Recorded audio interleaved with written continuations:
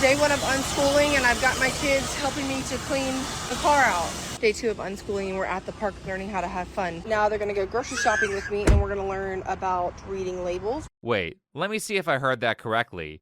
You said that you removed your kids from school so they could clean your car? Teaching them hard work, taking care of the things that you love, that you need, and also just needed the car clean.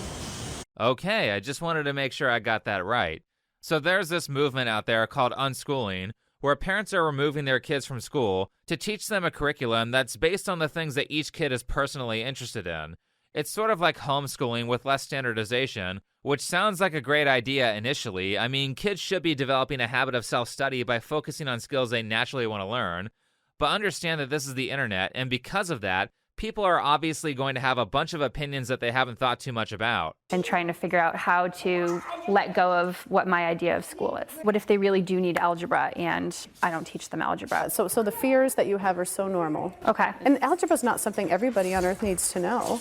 Actually, you do need algebra. Not knowing algebra is how dumb people get trapped by credit card debt because they don't know how to calculate percentages and yearly interest rates. Algebra is also how you understand how much you're getting screwed by taxes. But anyway, this is the unschooling narrative. Public school teaches a bunch of things that kids don't necessarily need, so some parents are taking matters into their own hands to create a lesson plan that's more true to life. That being said, let's get back to Kelsey, who was the first girl I showed, and hear what her lesson plan is. Yes, we're going to be doing reading and writing and math and maybe science, but it's not going to look the same as traditional public school. It's going to be different. Okay, so we're doing reading and writing and math, and we might learn some science, maybe, if there's time. And Kelsey's plan is going to be different from regular school. But how is it going to be different? We are going to the library, maybe some thrift stores to find some books just to read. We're going to make it a point in our nighttime routine to read every single night. So read, writing, math, and just doing it in different ways than just sitting down as you normally would in public school. So follow me. So you're going to go to a thrift store like Goodwill to buy some books that smell like pesticides and old people, and you're going to read every night, kind of like people do in school, but it's going to be different from school? Did you actually do any research on this before you made this decision for your kids? I mean, this chick is all over the place and knows so little about teaching that she's unaware that you don't need to go to the library to learn things. You can just look them up on the internet. And the fact that she doesn't know this means that she has, never tried to learn anything on her own. Does she even know how to set a schedule or discipline herself to build a curriculum so that her kids don't just waste time doing nothing all day? No. Her plan is to read random books from a thrift store. How is this better than school? But speaking of discipline, let's talk about this video's sponsor, Rocket Money. If you're trying to get your life under control, then the first thing to work on is good financial habits, and in order to build those good habits, you have to know what you're spending your money on. One of my mentors in college told me that desire is infinite, but unfortunately, resources are limited. The good thing is that Rocket Money is one of the best ways to track your cash flow to help make sure that your resources are going to things that you actually desire, like a new car that you're saving up for, instead of going to things like delivery services. Rocket Money makes it easy to track your subscriptions and bills so that you don't get blindsided by expenses that you forgot about. And if you did forget about an expense and you realize it's from a subscription service that you no longer use, then Rocket Money will help make canceling that service easy. Last, Rocket Money will help you build a budget and track your spending from month to month so that you can track how financially disciplined you're being, which will make it so you can achieve your short-term and long-term financial goals. So if you want to get the tools that you need to take control of your finances today, then go to rocketmoney.com/thinkbeforeyousleep and get started for free. That's rocketmoney.com/thinkbeforeyousleep. All right, now that we've seen all of Kelsey's philosophy about teaching, let's watch her carry out an actual lesson. Now they're going to go grocery shopping with me, and we're going to learn about reading labels. We're going to learn about math and money and spending your money wisely. When you're buying groceries, you need to make sure that the quality of it is good. So turn it over on each one, make sure that there's no molded ones, make sure they all look pretty good. And if they do, put them in their buggy. Nice. Make sure the fruit is not moldy. Now, do we know what mold is? Well, no, because she hasn't shown her kids a moldy fruit so they would know what to avoid, but I'm sure they will magically be able to figure that out. Let's move on. You see the prices on them right here? You typically want to make sure that you pick the lowest price, and if it's a low price and it looks like it's a good apple, like Honey Crisp are good apples, we can get a bag of those. Wow, thank God Captain Obvious was there to tell her kids they should try to buy the food with the lower price instead of the higher price if they want to save money. What would they do without you? When you're reading the labels, I want you to just notice where it says includes added sugars. How many does that say? 0 on that one and 15 on, so we don't want sugars, right? So you're gonna get that one. Geez, lady, give your kid time to answer when you ask them a question. Oh wait, I think she realized that she forgot to teach them numbers and reading before this, so they couldn't actually give an answer. Excellent. But again, how is this different from school? Instead of letting them study what they want, you're forcing them to learn the material that you want them to learn, which were just daily chores that you had to get done. And then when it comes to the answers, you just have them memorize stuff, which is exactly what school does. There's no teaching them critical thinking skills or allowing them to discover things on their own through trial and error. You're just telling them what to say. At least with school, they would get a teacher who is somewhat qualified to have them memorize stuff. All right, now I need to see how we got here. Why did she think this would be a good idea? What's her backstory? Yes, I'm a felon. I'm gonna tell you guys the story of how I became a felon. Wow, that escalated quickly. Apparently, she was charged with a felony at age 16 and served 30 days in jail for armed robbery and attempted murder after she drank and did drugs. Anything else? Eric and I had a spicy site about 6 months ago, and we stopped. We did it for a couple of years. Some months we were making $40,000. The money was great. We were really excited about it. We felt like it was bringing the fire back into our relationship. Of course, I should have expected that. She also said that she was a sugar baby in a different video. But now all of the negligence makes sense. She has a history of making bad decisions. Also, apparently this unschooling idea from Kelsey is a relatively new thing, and her kids were in school, or at least one of them was, but she took them out. You can tell it was a recent decision she made on impulse from how little of a game plan she has. However, all this begs the question of, what was the final straw for public school? And to answer that, here's Kelsey talking about a problem that she had with her son's teacher. The other day, or a couple weeks ago, she sent home in his folder a piece of paper that had a signature side and a date side. And she told him, didn't say nothing to me, told him to tell me I needed to take his homework out of his folder every single night, sign and date this piece of paper, and send it back to her every single day. Now, listen, I took that piece of paper out and I said, I'm not doing that, baby. I have 4 kids and I run a massive business through social media. I don't have time, literally. Yeah, because that makes sense. Spending 2 minutes checking homework is too hard. So of course the logical conclusion is to pull the kids out of school entirely and become a full-time teacher, right? Well, maybe, but personally, I have at least a little faith in humanity, so I'm pretty sure that she can understand that becoming a full-time teacher is more work than signing her kids' homework. So there must be some other reason for why she's doing what she does. That being said, let's watch more of her unschooling content to see if we can figure it out. There's so many comments in my comment section about, well, what if they want to be a doctor or a lawyer? And I think I've already mentioned this before one time already, but like the likelihood of my kids wanting to do something that they don't see that I'm normalizing is very slim. Come on, guys. You see, my kids are too dumb to want to become doctors and lawyers when they grow up, and they're too lacking in individual thought to do anything outside of what I tell them, which is why I'm unschooling them so they can get their education from the Goodwill discount bin. Jeez, this chick does not care about her kids at all. On top of I'm very proactive inside of my profession and my career of being an entrepreneur, they're likely going to follow that path because they're going to see how successful. Right, because entrepreneurs have always been known to love learning by memorizing answers, and they always follow the rules or follow instructions. Also teaching them how to follow instructions. Anyway, now I think we have the actual answer for why she took her kids out of school.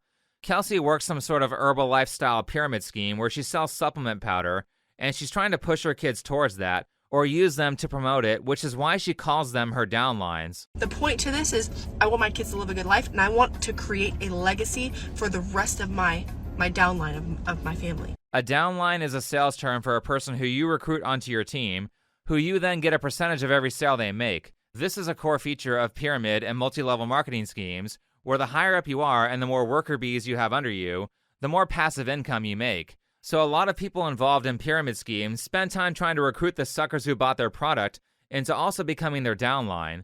Actually, it seems like a couple of these unschoolers, for some reason, want to turn their kids into entrepreneurs, or do some sort of sales job for a family business. We're not raising worker bees. We're not raising yes men or kids that jump through hoops or take orders. We're raising free-thinking entrepreneurs by living this way. I was on the phone with my web designer, and Wiley asked me a question I thought I would share with you so you could learn more about what unschooling means in a family business. So I don't think it's a coincidence that so many of these unschooling influencers are trying to sell their viewers something. If anyone is ever posting about a perfect lifestyle that seems too good to be true, it probably is, and they're probably just trying to sell you something. It looks to me like Kelsey, as well as these other moms, are using the unschooling trend to become an influencer who uses her kids for fame like the family vloggers do, which is why they'll end a lot of their videos with promotions. Nobody does it better than me because nobody cares more than me. And I have a lot more free stuff on this coming your way. Follow me, don't lose me. You'll only get it here. Anyway, this is why Kelsey has a number of mom influencer videos where she's like, I'm so frugal with my money because when I shop, I can feed a family of 6 on $250 a week. Where in that same video, she talks about buying pasture-raised eggs and organic meat, which are some of the most expensive items at the store.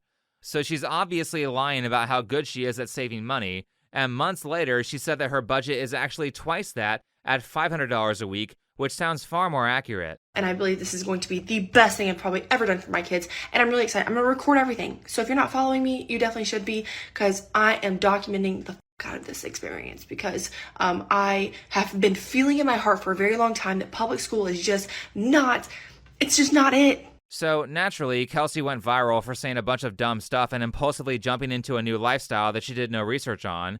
And when people criticized her, this was her response. Things have just gotten completely out of control on my social media and people dragging my name. And my original intention was to just share how I'm going through this as I'm learning to unschool, as I'm learning what works best for us, not coming from a place of being an expert. And any videos that you see of me, I'm just simply sharing what I've done so far. And people frown upon that. They think that I'm making my kid stupid or something. I don't see how this is such a shock, considering that a day or two earlier, you basically imply that your kids are too dumb to pick their own career paths. So it seems like a lot of people are unhappy with Kelsey, including the unschooling community, because yes, there is an unschooling community, and they're mad at Kelsey because she's making them look bad. And to be honest, the people who are in favor of unschooling don't always have bad takes. That thing that mom from the beginning said about not needing algebra was kind of stupid, and I found myself disagreeing with her a lot when I was researching for this video. But here she is talking to some unschooled kids, and one of them said this. Are there any classes that would interest you if you were in school? Science.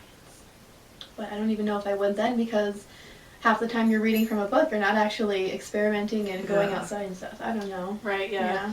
Yeah, it's totally different to read everything in theory versus hands-on experiences. Right. You can read books at home or learn about theory on YouTube. If you're going to have a teacher there, then you should be doing a lot more practical stuff, because that will ultimately be far more memorable to students. Retention plummets when you don't give people an experience to connect to with your lesson.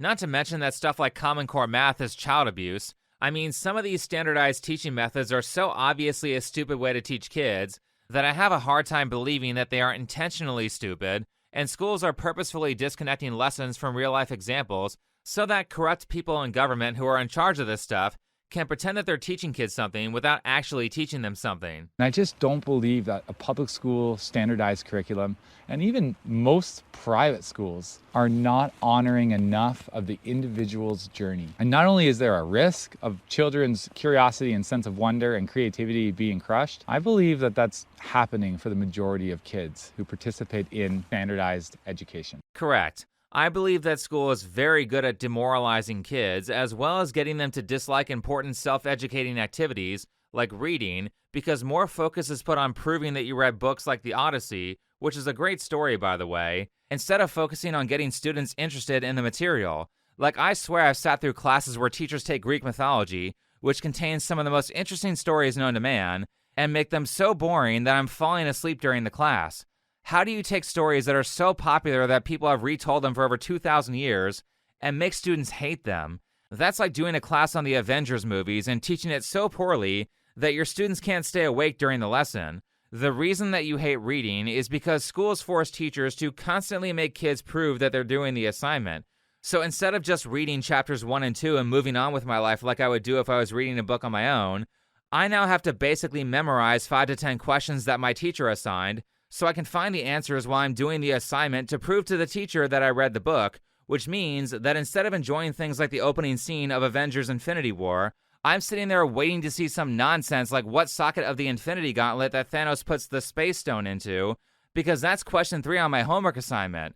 I used to hate this when I was in school. Not only does this make reading a pain, but it effectively spoils what happens in the book. Teachers in my middle school would assign questions like, which Marvel character does Thanos talk to before he pushes Gamora off a ledge? Gee, thanks for ruining the surprise. So yeah, I have a lot of problems with public school, but I don't think this unschooling stuff is a solution either, as it basically only works under special conditions, like both of your parents already being teachers. Courtney is an elementary school teacher by trade. She has a teaching certificate and she used to work as a music and arts and special ed teacher. I worked as an outdoor educator. And so we both have a background in education of sorts. Yeah, of course this works for your kids. Teaching is your profession. But how would you scale this? Well, you can't, which is why I think that when these people talk about unschooling, they should instead talk about homeschooling rights, or talk about ways that schools can promote self-education, like a free study period for an hour, where teachers teach kids how to research topics and set skill-building goals for things that they are personally interested in. Talking about stuff like this would be much better for society as a whole, instead of promoting a style of learning that will effectively result in tons of kids being far behind their peers who went to public school in essential subjects like reading, writing, and math, which are the fundamentals for every other skill. Being behind in these skills can damage years of their lives as they try to catch up. Well, if they catch up. And speaking of, next we have a TikTok mom who goes by Onami. So we don't teach our children anything.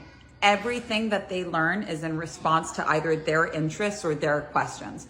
We have no curriculum, we have no school hours. We really just respond whenever they want to know something and do our best to make sure they really get it. I can see we're already off to a great start. No lesson plans, no set times for learning each day, and we only teach things our kids ask us to teach. Well, gee, I hope your 6-year-old is a genius who always knows the right questions. Otherwise, he's going to miss out on a lot of essentials that his same-age peers will have already mastered long before. And my big fear about free schooling was that if my kids only went towards what they were interested in, saving all of their real estate only for things they're interested in, not cramming it with anything necessary, I was concerned that they would never be interested in things like reading and writing and math. Wait, she wasn't going to teach them how to read and write unless they asked? Again, these are the most fundamental skills in learning, as in you can't learn other skills without knowing how to read and write, and she wasn't going to give them any sort of guidance as a parent by saying something like, hey, maybe you should learn this stuff first, otherwise you won't be able to read the ingredients for a recipe or be able to count the number of cups of flour that you need to make cookies. My son's 6, and it took some patience and not comparing myself to other moms, but this is his book. Look at this. Lamp, egg, jar, lion. This is him doing this by himself, copying down words from other places, asking us more. Same with addition. Mom, what's 7 plus 5? It will come at the right time. Am I crazy, or is this not impressive at all for a 6-year-old? I would be concerned if this were my child. He can't write the letters correctly or from memory, yet she literally is jumping for joy over 4 words when he should be reading and writing full sentences by 6 years old. Like, he's way behind. Well, I mean, he's extra behind considering that public school teaches kids at a snail's pace. The benefit of homeschooling is that kids are supposed to learn way faster, so actually he should be writing paragraphs that contain his own thoughts and ideas, and not single words that he copied down from his coloring book. So it's true. My son cannot read at age 6. Wait, was he even able to read the words that he copied down? This is bad. I think I was reading and writing basic sentences at 5 years old, and I was by no means ahead of my peers. Her son is like a full year behind other 6-year-olds, which is a huge deal because the skills that you learn during childhood are additive, and if you learn things late, then you potentially will miss out on exponential growth, which means that as an adult, you will have to spend years catching up to kids whose parents didn't do this to them. But like I said with Kelsey, this all begs the question of, how did we get here? Why is she so negligent when it comes to her kids? And the short answer is, lots of drug abuse. I was super bulimic, gnarly alcoholic. Luckily was such an alcoholic that like I couldn't get addicted to heroin because I puked too much. Super big coke head. I've taken a lot of psychedelics, I mean, I guess people could have figured that out with the glazed over eyes, the forehead tattoo, the pentagram thing on her palm, and the YouTube channel where she teaches sex magic. This is all behavior of a drug addict. Now, people don't just become addicted out of nowhere, so why did she do this to herself? Well, it's kind of a long story that's explained in this video here, but to sum it up, Onami was a member of a doomsday cult until she was 13 years old. A doomsday cult is a cult where they think the end of the world is coming, and Onami reports that she experienced multiple ends of the world that the cult would just forget about and move on to the next apocalypse after being proven wrong. More importantly, and very sadly, she also reported that she was sexually abused pretty much daily until she left the cult at 13. It actually seems like the group was a lot more about that than it was about the doomsday stuff. It was only during a moment that the cult stupidly let her outside that she realized that something was up. I'd gone to like CVS pharmacy with like a few of the other girls, and this guy showed up. And so he was like trying to like hug me and stuff while I'm waiting in the line at CVS. And I was like, get away from me. And as I was walking out of the house, as I was walking out of the pharmacy, like a woman came running up after me and she's like, hey, like, are you okay? Is that guy bothering you? Do you know that guy? And I was like, my parents, like, whatever. And she's like, no, like, are you okay? Like, are you all right? She's like, I'm going to give you my number. Like, if you need anything, like, call me. And he saw that happen. And when I got home, I got in such huge trouble. That was like the first time that I had ever had like interaction with the outside world. And somebody was like, hey, like, maybe that's not normal, or maybe that's not okay. So it seems like it was kind of a horrible experience, and I'm sorry all that happened to her. Fortunately, she was able to escape at 13. However, if you've had a very traumatic childhood like that and you're going to have kids, then you need to undergo lots of therapy, and you also need to be taking extreme levels of direction from normal society. This is not the time to be inventing new programs for your kids or doing things that are radically different from the norm. The reason for that is because the traumatic childhood will heavily skew your sense of what's healthy, which makes it very likely that if you deviate from the norm, you will do so in a way that will cause your kids harm. I grew up in a cult, so I'm always terrified of starting my own cult or being a cult leader, but we've managed to avoid that, which is good. We just like never do group activities with anybody. But you are kind of doing that though. In this case, she was referring to clients, which as far as I've seen, she's not creating some sort of cult around them. However, that's not the same case with her kids, who she is definitely using to promote her coaching business. Pretty much all of the unschooling influencers that I found, except for this guy, were throwing their kids into videos, followed by, buy my book, or whatever they were selling. So I have my doubts about the authenticity of most of the people promoting this lifestyle. As for Onami, it's not just her business that sells a weird sex magic entrepreneur course, but she's also very inappropriate in front of her kids. For example, I found things like videos of her twerking in front of them, and you grew up in a sexually inappropriate environment. Why are you bringing that behavior to your kids? I've also watched her let her kids, who I believe are 3 and 6 years old, handle dangerous tools like a full-size kitchen knife before their hands are big enough to hold it properly, and before they have good enough fine motor skills to use proper technique so they don't hurt themselves. Last, I'm very concerned that she has talked publicly about how she wants to isolate them from outside influences, kind of like a cult would. But I was able to retire my husband the second we met.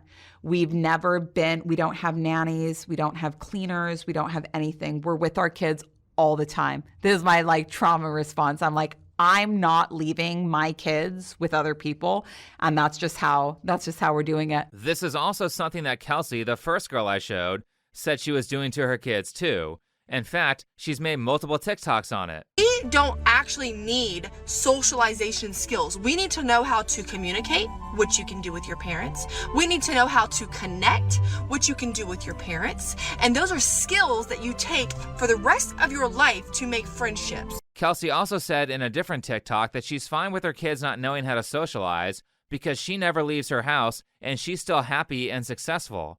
Well, the first thing people should know about self-reported mental health is that people are terrible at diagnosing their own mental state. In one video, Kelsey will talk about how happy she is being socially isolated all day, while in other videos, she'll talk about how she dated a physically abusive narcissist, when she was a sugar baby, and about how bad her mental health was when she used to run a spicy website. So, no, I don't think you're actually happy, and I don't think keeping your kids away from a social environment is good for them, considering that social skills are the most important skills you can have, as you literally will not be able to find a job without them, or build good friendships, or find a good relationship partner. Even if you suck at everything else, being good at socializing will put you around people who know things, and probably the most useful things I know have been taught to me by friends. A lot of people are low-skilled and not successful simply because their friend group sucks and because they don't surround themselves with people who can speedrun them through complex problems. Now, going back to Miss Forehead Tattoo, the crazy thing is that she does have some awareness of what's going on here, but she's completely disconnected when it comes to her kids. It's so unfortunate that your life can start as a pattern that other people put on you, but if you don't learn how to break those patterns, no matter where you go, they're going to come with you. No matter what you do, they're going to come with you. You can meet a wonderful partner and be in a marriage that you love with somebody that really loves you. And if you haven't broken that pattern, you will force them to show up as the other half of that pattern. You will force them to abuse you. You will force them to abandon you. Even if they're not doing it, you'll feel it and it'll be just as bad. I'm actually very surprised that she said that. It was the most mentally stable thing I heard from her. It's just too bad that she doesn't realize this for her kids, because the primary way that you save yourself from poor mental health is through relationships and through feedback from other people. Severely limiting those relationships is not good for her children. Outside of all this, I actually don't have a problem with the fundamental idea of unschooling. I think public school is incredibly inefficient and has a lot of problems. However, making your curriculum, whenever my kids ask me something I tell them, is not a good game plan. Adults are there to help kids speed run through common information, so they don't have to spend a decade of their lives reinventing the wheel. Waiting for your kids to ask you how to read stunts their ability to move on to things they actually want to learn, because ultimately, the goal is to build a lifestyle where you're interested in self-education so that you continue learning new skills whether you're in school or not. And really, the only way to motivate yourself to study is to find useful skills that you are naturally interested in. You aren't going to work hard if you don't like what you're doing. Fortunately, there are a lot of things to do, so pick one. Then, when it comes to getting good, of course you have to discipline yourself to practice on a daily basis, but don't forget that it's also important to use techniques that speed up how quickly you learn. Time is limited, so efficiency is key. When I was in college, I could spend 3 hours staring at a picture of a heart to try to memorize the anatomy of it. Or I could watch a 5-minute video on YouTube about the heart 5 times, memorize it like I'm memorizing the lines of my favorite movie, and be done in 25 minutes. It's crazy how much faster modern technology can help you learn and retain information, so a part of self-studying is spending time improving your learning strategy so that you can learn more information in a fraction of the time. Flashcard apps that work on your phone and your PC like Brainscape are excellent for that. I also like making my own YouTube playlist to help me quickly find information that I need to review, and personal Discord servers or Google Docs are a great way to take notes that can be shared with all your devices. Anyway, that's enough workflow advice. So thanks for watching, follow me on Twitter, and I'll see you in the next video.